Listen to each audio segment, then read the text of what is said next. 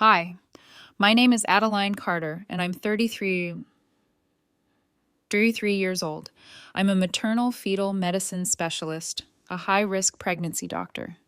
I spend my days studying ultrasounds, monitoring tiny heartbeats, and fighting like hell to bring babies safely into the world.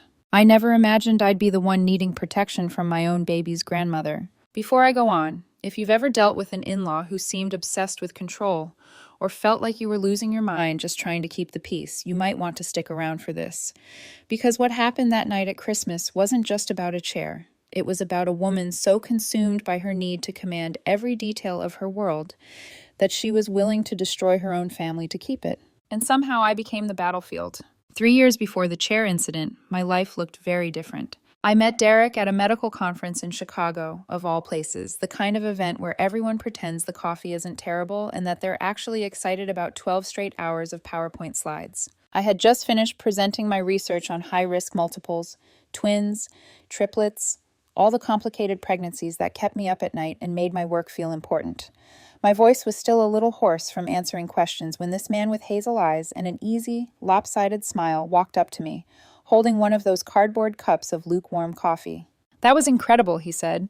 "I understood maybe 30%, but the passion, 100%. I laughed because he seemed genuinely disarmed, like he wasn't trying to impress me. His conference badge read, Derek Sullivan, Sullivan Medical Devices. We bonded over horrible coffee and the strange loneliness of hotel ballrooms. He told me he loved rock climbing on weekends. I told him I did too, and his eyebrows shot up like he thought I was teasing him.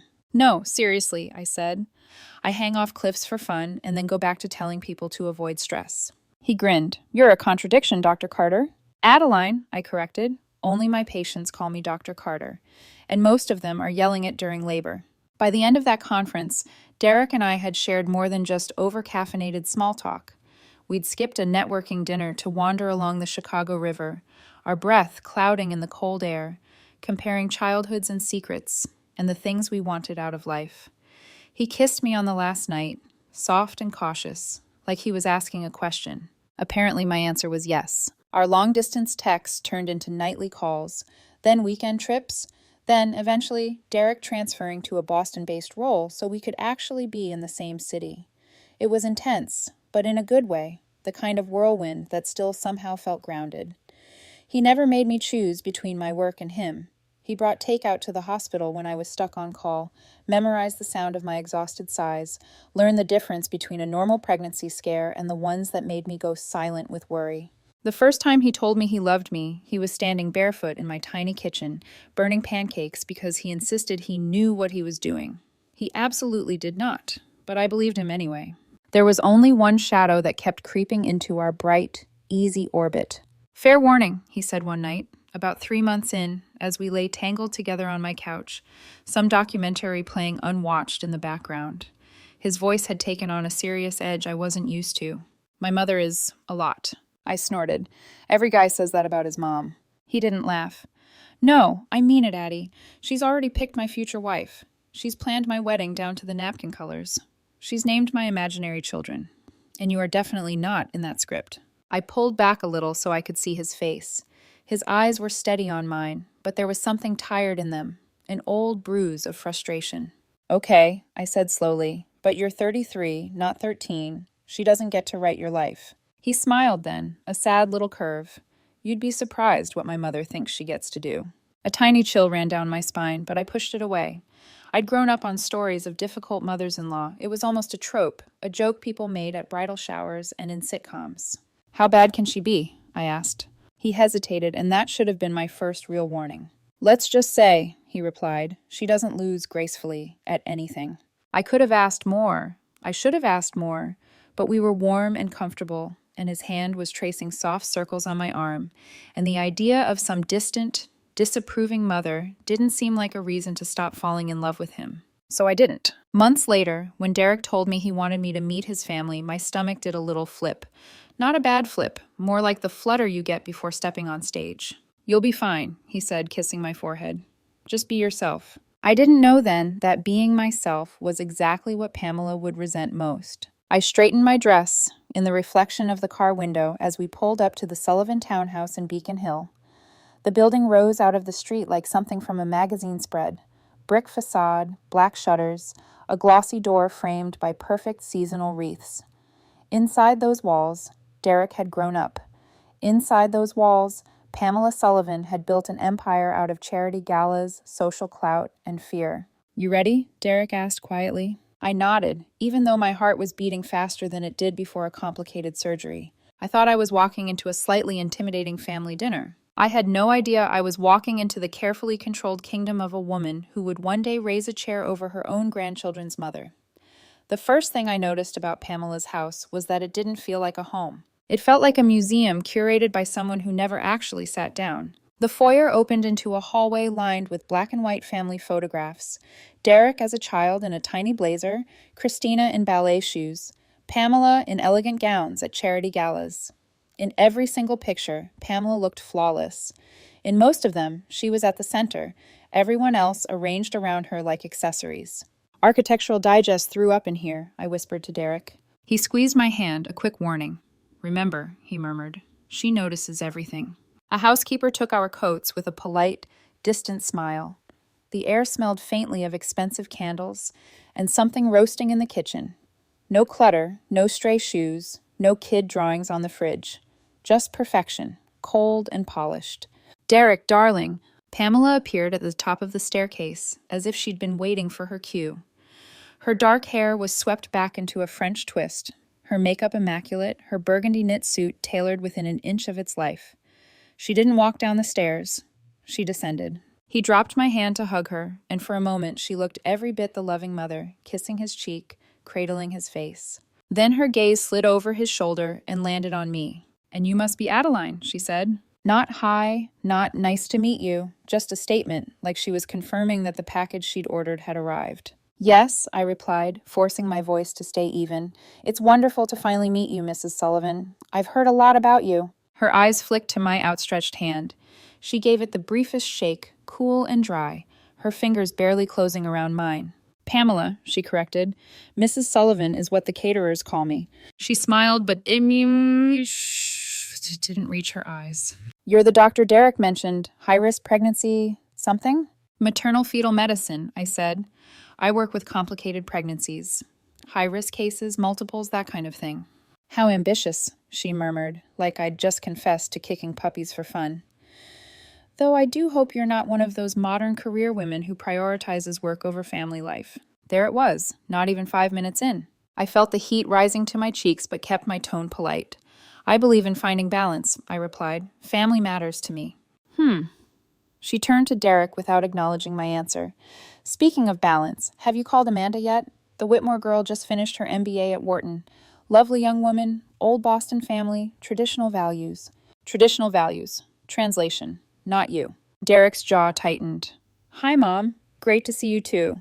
She pretended not to hear the edge in his voice. "Come," Pamela said, already turning away. "Everyone's in the parlor. We don't want to keep them waiting." We walked through a living room so coordinated it looked like a catalog.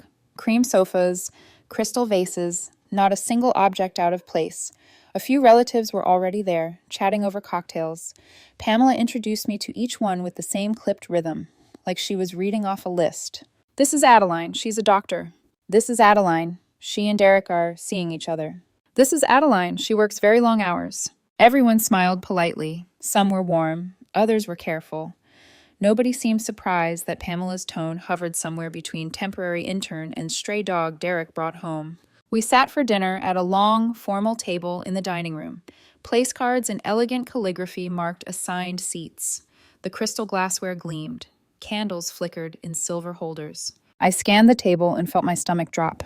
There was no card with my name on it. Every chair was accounted for. William at one end, Pamela at the other, Derek and Christina flanking them. Then a neat arrangement of relatives.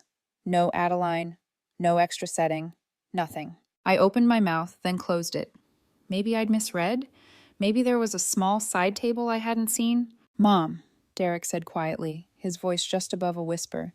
"Where's Addie sitting?" Pamela blinked, her expression the picture of confusion. "Oh," she said lightly, hand to her chest. "Did I forget a place? How silly of me. We've just always been a very tightly sized table."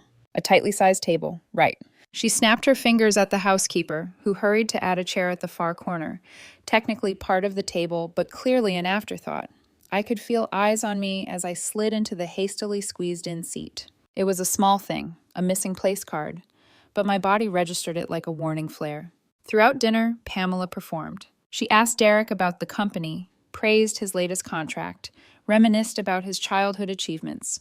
When she did address me, it was through barbed compliments. "So, Adeline, you must be very busy," she said, cutting into her steak. "High-risk pregnancies, long hours, hardly any time left for anything else, I imagine." "I manage," I said. "My patients are important to me." "Of course." Her smile sharpened.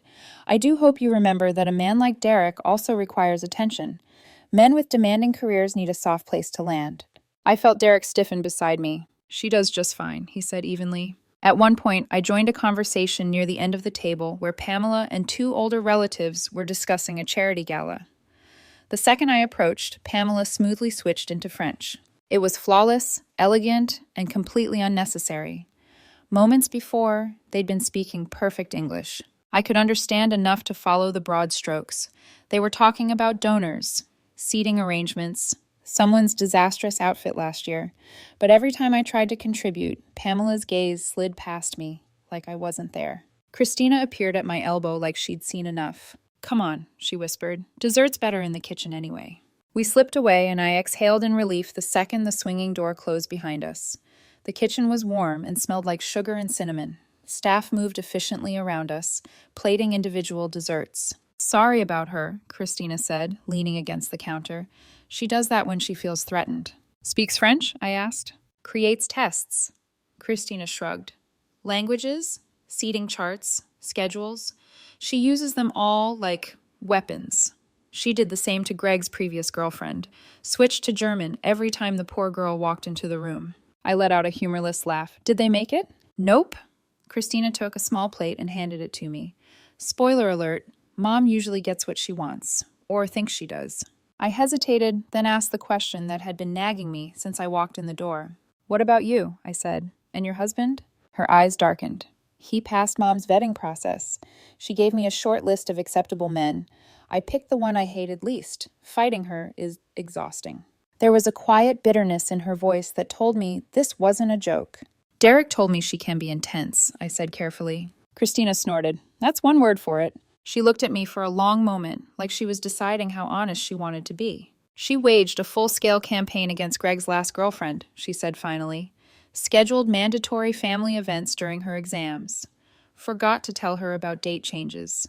Accidentally left her out of official photos. The girl eventually left. Mom called it proof she wasn't strong enough for our family." A little knot formed in my throat. "What about Derek's dad?" I asked. "How did he pass?" Christina's laugh was hollow. "He didn't. Mom picked him too. He just stopped resisting." The kitchen noises filled the silence between us. "Why are you telling me this?" I asked quietly. Christina shrugged, but her eyes were kind. "Because you're the first person I've seen Derek look at like he actually chose you. And because it's better if you know the battlefield you're walking into." Battlefield. The word lodged in my chest. When we went back to the dining room, dessert had been served. Pamela looked up as we entered, her eyes scanning my face like she was searching for cracks. "Everything all right?" she asked sweetly. "Perfect," I said, taking my seat. If she was testing me, I wasn't going to give her the satisfaction of seeing me rattle. Not yet. The sabotage didn't stop that night. It just changed shape. Over the next year, Pamela seemed to have a sixth sense for my schedule. On nights when she knew I'd be on call, she'd arrange mandatory family dinners, then act wounded when I couldn't attend. "I'm starting to think you don't like us, Adeline," she'd say with a pout over the phone. "You're always too busy." When I did manage to attend, my seat would be just slightly apart, or my name would be misspelled on place cards, or I'd find out I hadn't been included in some group photo until after it was taken. Individually, each thing was small enough to question my own reaction. Collectively, it felt like water eroding stone. "She's testing you," Christina reminded me. "That's what she does. She pushes until either you leave or you break." Derek saw it too. "I'm sorry," he whispered one night as we left his parents' place, his hand tight around mine. "This is why I warned you." I looked up at him, at the tension in his jaw, the tiredness in his eyes. "I'm not going anywhere," I said, "but I'm also not going to let her write our story for us." A year later, Derek dropped to one knee in my tiny kitchen, the same place he'd burned pancakes and spilled coffee, and asked me to marry him. Yes, I said without hesitation. He laughed, relief flooding his face, and spun me around the room. For a few moments, it was just us, just joy. Then his phone buzzed on the counter. The screen lit up with one word, Mom. He stared at it, then at me. I should tell her, he said, before she hears it from anyone else. I nodded, my heart beating faster for a whole new reason. I didn't know yet that Pamela had already planned Derek's entire wedding with another woman in mind, and that my yes was about to ignite a war she'd been preparing for years. When Derek told Pamela we were engaged, I wasn't in the room, but I heard the aftermath through the phone pressed to his ear. A sharp intake of breath, a pause heavy enough to crush air, then her voice, low and trembling with fury. We'll see about that. Derek hung up and looked at me with a pale, stunned expression. That wasn't ideal, he said. Ideal. It turned out to be the understatement of the century. Pamela pretended to be thrilled for precisely 13 seconds when we arrived at the Sullivan townhouse to officially announce our engagement. Oh, Adeline, she said brightly, kissing the air near my cheek. You've certainly surprised us. Then she took Derek's hands, squeezed too tightly, and whispered, We'll fix this. She didn't realize I heard her. From there, everything turned into psychological warfare disguised as wedding planning. She contacted vendors behind our backs to change our choices.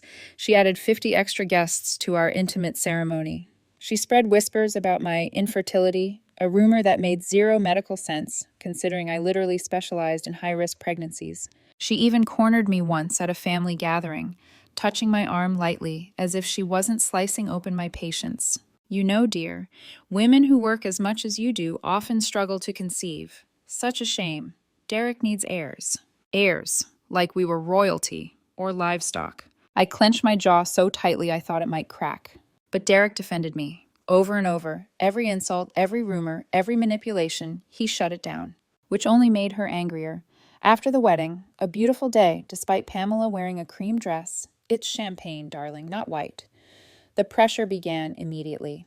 Any news yet? She'd ask at least once a week. Her eyes would drop to my stomach, scanning it like an X-ray. At holiday dinners, she innocently left fertility pamphlets on the coffee table. Once, she even ambushed us with her friend's miracle worker acupuncturist.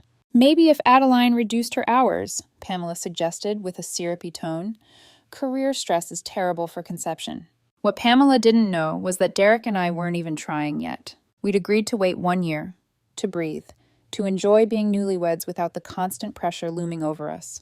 The irony was, after all her panic, when we did start trying, I got pregnant almost immediately. And then came the curveball. I was the one lying on the ultrasound table, but somehow the moment felt out of body. Dr. Phillips, my colleague, grinned at the screen.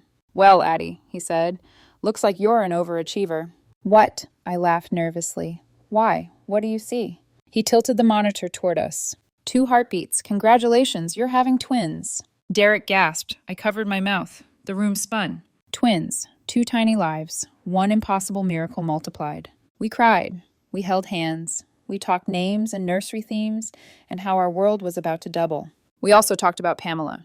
We should tell her at Christmas, I suggested, with everyone there. Derek nodded slowly.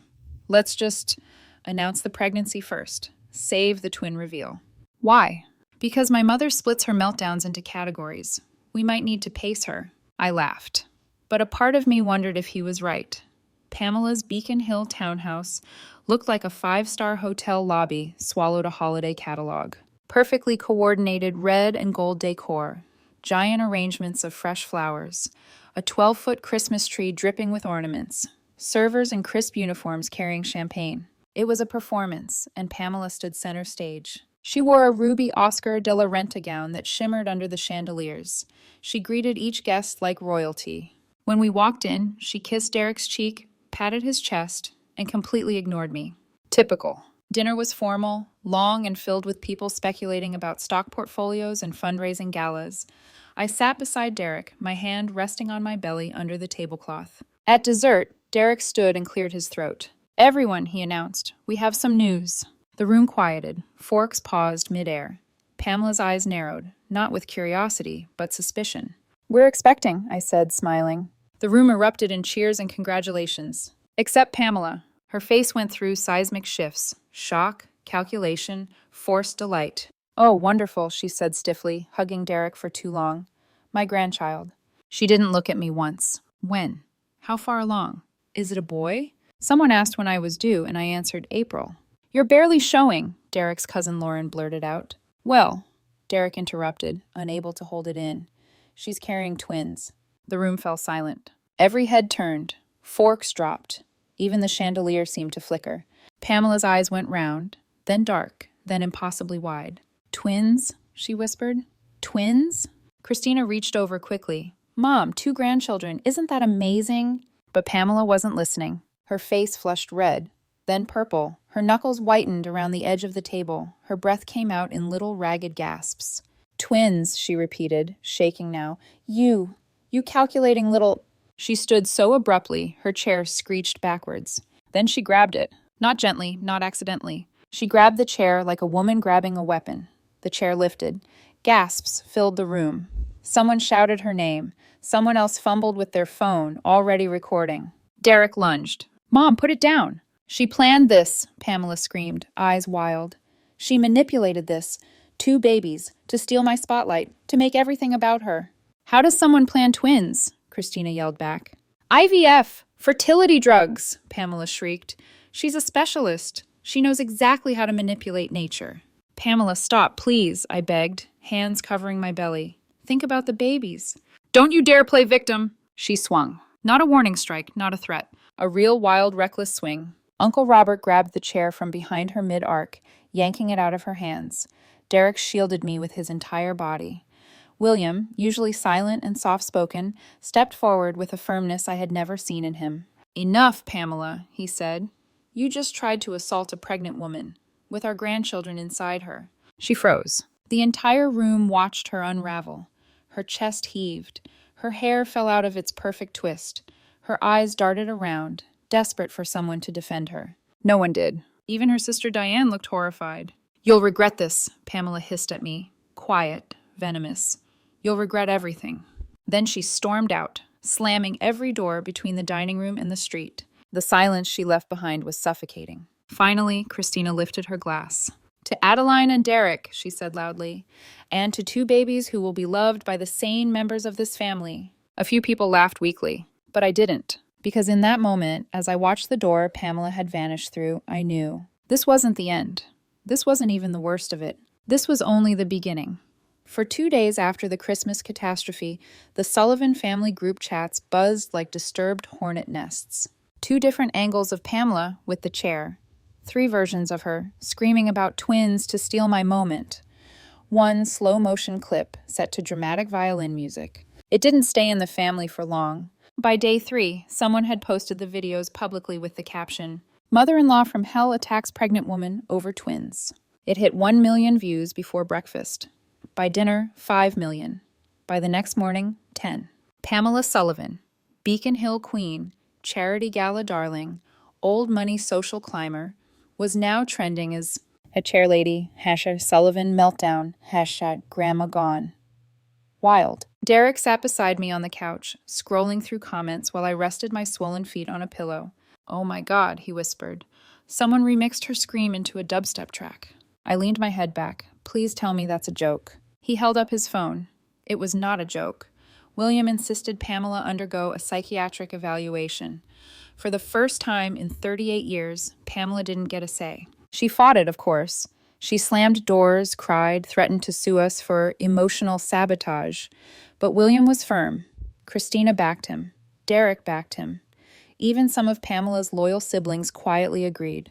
The results came back within days. Narcissistic personality disorder with paranoid features. The psychiatrist explained it to us privately. She truly believes, he said gently, that your twin pregnancy was an intentional act against her.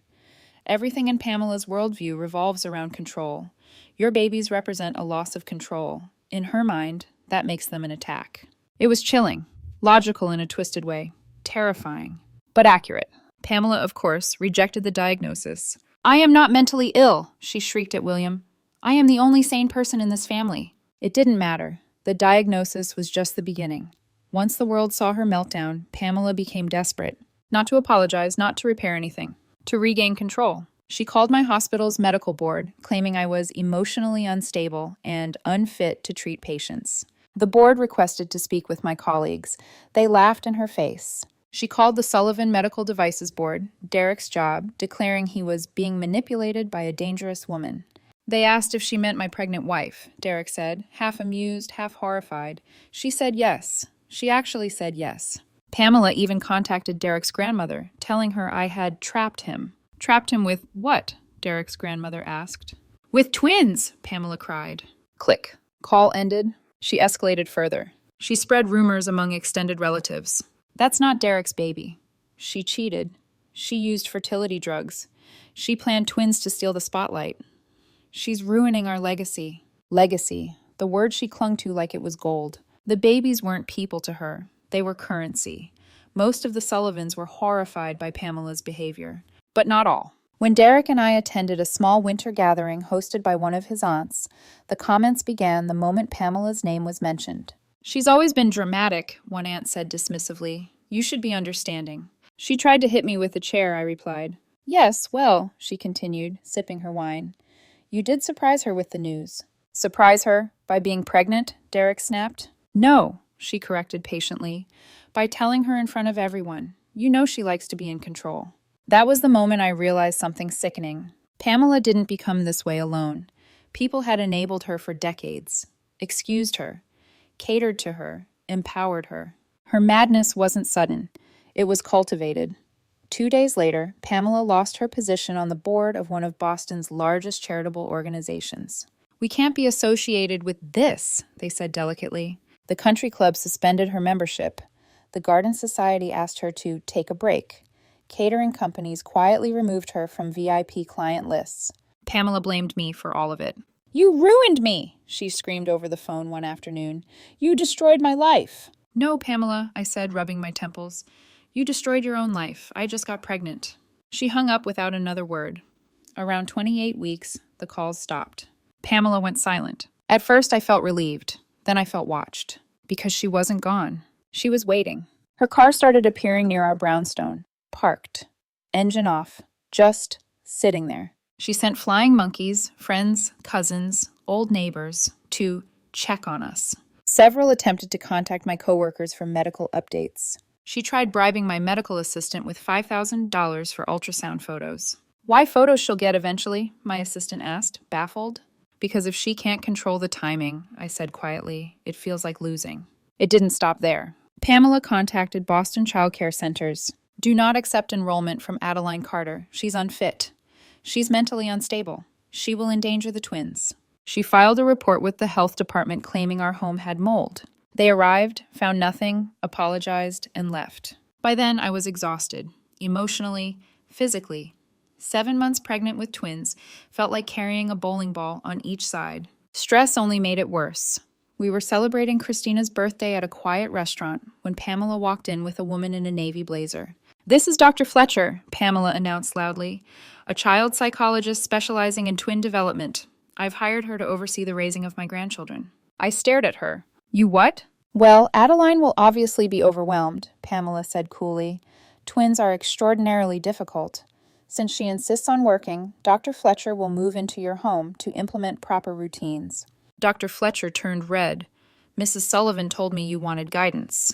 We don't, Derek said flatly, and we won't be needing any. You can't prevent me from helping my grandchildren, Pamela snapped. Watch me, Derek replied. He stood, helped me to my feet, and we walked out. I felt her glare burning between my shoulder blades like a hot iron. That night, she made her final mistake. The one that pushed Derek past his last ounce of patience.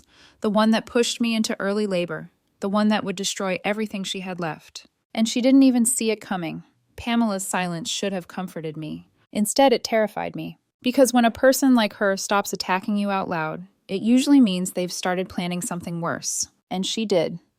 3 days after the restaurant incident, we received a letter from the Boston Department of Health. Someone had filed a complaint claiming our brownstone was unsafe for children. Black mold, faulty wiring, structural instability. The inspector showed up, looked around for 5 minutes, and said, I'm so sorry. We get these calls sometimes when someone has a personal vendetta. Everything looks immaculate. He was right. The place was spotless. I had been stress cleaning for weeks. But Pamela wasn't done. Next came the call to my hospital's research board, accusing me of embezzling grant money. Then a report to the Department of Children and Families claiming Derek and I were emotionally unstable and preparing to neglect newborn twins. Each report triggered stress. Stress triggered contractions. Contractions triggered panic. At 35 weeks, my body finally gave in. It was 2:14 in the morning when I woke up with a tight, searing pain across my abdomen, sharper and more rhythmic than any Braxton Hicks. I shook Derek awake. "Babe," I whispered, breathless. "I think it's time." He was out of bed in an instant, grabbing the hospital bag, helping me into my shoes, fumbling with his keys. The contractions were 5 minutes apart by the time we reached the hospital, 3 minutes apart by the time they put monitors on me, 2 minutes apart by the time a nurse said, "We're admitting you now." The twins' heartbeats were healthy. Mine was racing. Derek held my hand, voice steady even though his eyes were full of fear. "We should have done this sooner," he said quietly. "I should have done this sooner."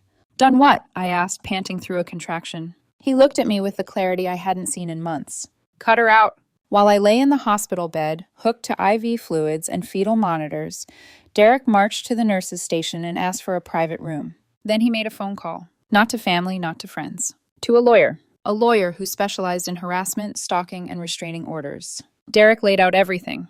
The chair incident, the threats, the stalking, the false reports, the smear campaigns, the attempted medical sabotage, the attempt to hire a psychologist to take over our household. He sent videos, screenshots, voice messages, the psychiatric diagnosis, hospital security reports, everything we'd endured for 2 years.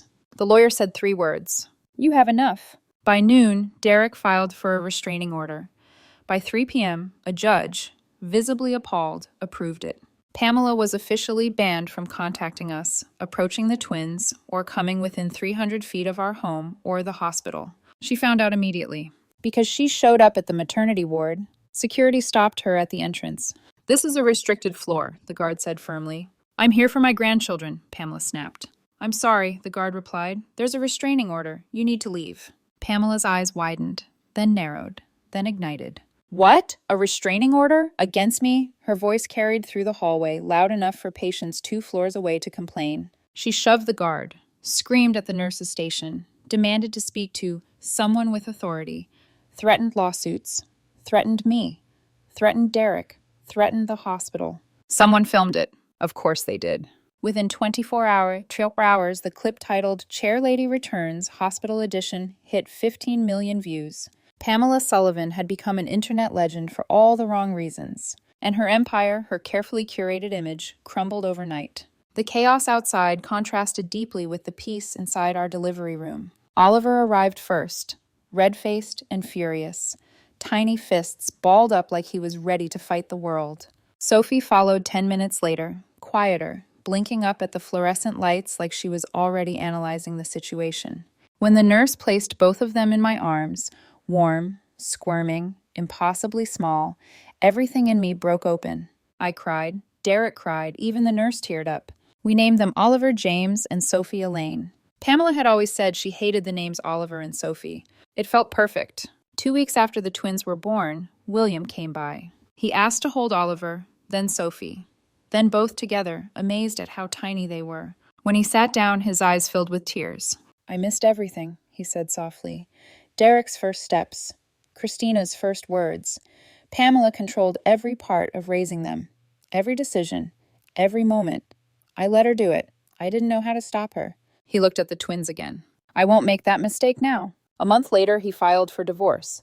38 years of emotional abuse, documented, described, finally acknowledged. The Sullivan family sighed in collective relief. Pamela moved to Arizona after the divorce, claiming she needed distance from toxic family members. She posted online about being a victim of elder abuse, about parental alienation, about grandchildren stolen from her. But she never contacted the court to fight the restraining order. She knew she'd lose. Sometimes fake accounts message me, "I'm changed. Give me another chance. You owe me access to my grandchildren. You'll regret this." I block everyone, not out of hatred, out of protection. When the twins turned 2, our home became exactly what Pamela's had never been. Messy, warm, loud, full of love. William visits every weekend, playing on the floor with them, reading books in silly voices, laughing until his eyes crinkle. Christina brings her daughters for playdates. 4 cousins growing up close, giggling and sharing snacks and toys. During one of those afternoons, Sophie looked up at me and asked, "Do we have another grandma?" I knelt beside her. "You have Grandma Patricia on Mommy's side," I said gently, "and Grandpa William on Daddy's side. That's your family." She nodded, satisfied, and ran off to chase Oliver. Derek took my hand. "We did the right thing," he said quietly. "Yes," I whispered, "we did." This story isn't just about my mother-in-law, or the chair, or the chaos she unleashed. It's about choice. When someone shows you, over and over, that they care more about control than your safety, when they weaponize love, twist family, destroy peace, threaten your children, do you give them another chance? Or do you protect your family, no matter the cost? For me, the answer was easy. My children's safety isn't negotiable, and I would face 1,000 Pamela Sullivans before I let anyone threaten them again.